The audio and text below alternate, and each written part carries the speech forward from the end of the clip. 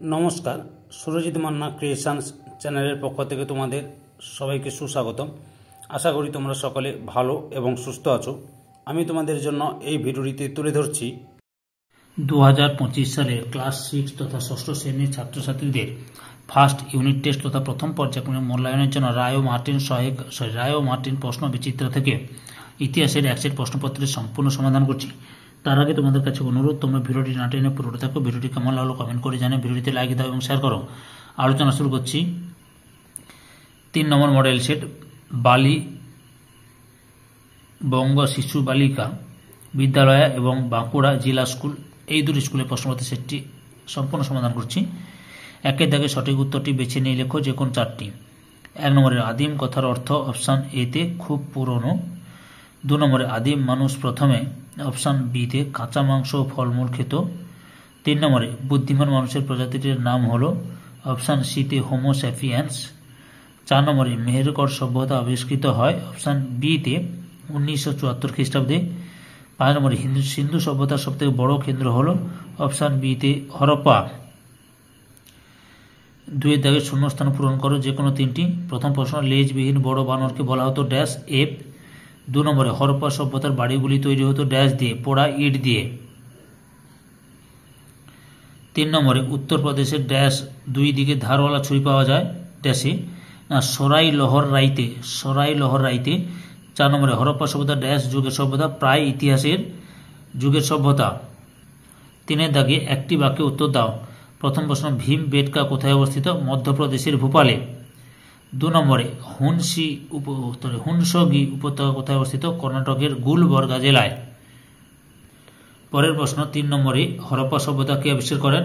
1921 খ্রিস্টাব্দে দয়ারাম সাহানি। 4 নম্বরে 2-3টি বাক্যে উত্তর দাও। প্রথম প্রশ্ন, দাবানল কি?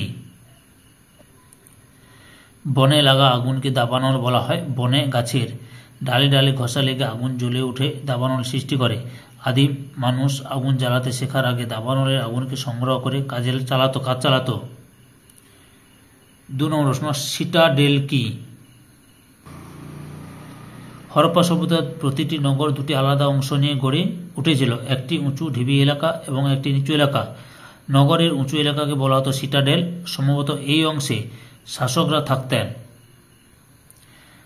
5 দাগে নিচের প্রশ্নগুলি উত্তর দাও, বিকল্প প্রশ্নগুলি লক্ষণীয়। প্রথম প্রশ্ন, আগুন জ্বালাতে শেখার পর আদিম মানুষ কি কি সুবিধা হয়েছিল? আগুন জ্বালাতে শেখার পর এখান থেকে শুরু করবে, পরপর দেখে নাও উত্তরটি। এত দূর লেখো, আর একটু আছে লক্ষ্য করো, পরের অংশটি দেখাচ্ছি তোমাদের সামনে। কাঁচা মাংস খাওয়ার বদলে আগুনে ঝলসানো মাংস খাওয়া শুরু করলো, এত পর্যন্ত লিখবে। অথবাতে আদিম মানুষ যাযাবর ছিল কেন? এই যে আদিম মানুষ ছিল যাযাবর, এখান থেকে শুরু করবে। বিভিন্ন জায়গায় ঘুরে বেড়াতে হতো, এত পর্যন্ত লিখবে। 2 নম্বরে হরপ্পা সভ্যতার পতনের কারণগুলি লেখো। বিশাল ও বৈচিত্র্যময় হরপ্পা সভ্যতা, এখান থেকে শুরু করবে। বুঝতে পেরেছ? অবনতির কারণ বন্যা, অনাবৃষ্টি, অরণ্য ধ্বংস, আর্থসামাজিক অবনতি, ধ্বংসের জন্যই তার এই উপাধি, এত পর্যন্ত লিখবে। অথবাতে রয়েছে হরপ্পার ধর্ম সম্পর্কে যা জানো লেখো।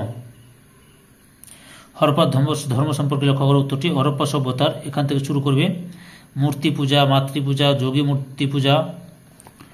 তারপরে এদিকে লক্ষ্য করো, এই যে হরপ্পায় পশু মূর্তির পূজা করা হতো, এত পর্যন্ত লিখবে।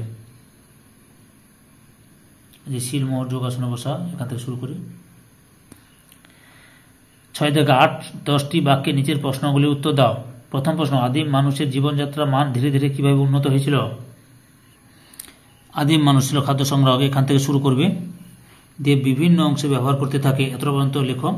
তারপর বাকি অংশটি আমি দেখাচ্ছি, তোমাদের সামনে তুলে ধরছি। এভাবে মানুষ নিজেদের প্রয়োজনের তাগিদে আত্মরক্ষা তাড়নায় যাযাবর জীবন থেকে বেরিয়ে এসে স্থায়ীভাবে বসবাস করতে শুরু করে, এত পর্যন্ত লিখবে।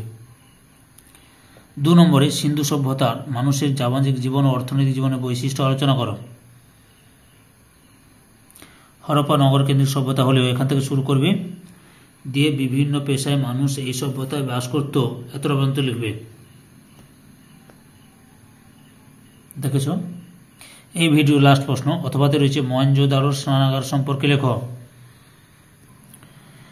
এই ভিডিওর লাস্ট প্রশ্নের লাস্ট উত্তর, মহেঞ্জোদারোতে একটি সুগঠিত পাকা ইটের তৈরি স্নানাগার, এখান থেকে শুরু করবে, জলকেলি স্থান, এতটা পর্যন্ত লিখবে। বুঝতে পেরেছ? সম্পূর্ণ ভিডিওটি দেখে আমার চ্যানেলের পাশে থাকার জন্য তোমাদের সবাইকে অসংখ্য অসংখ্য ধন্যবাদ।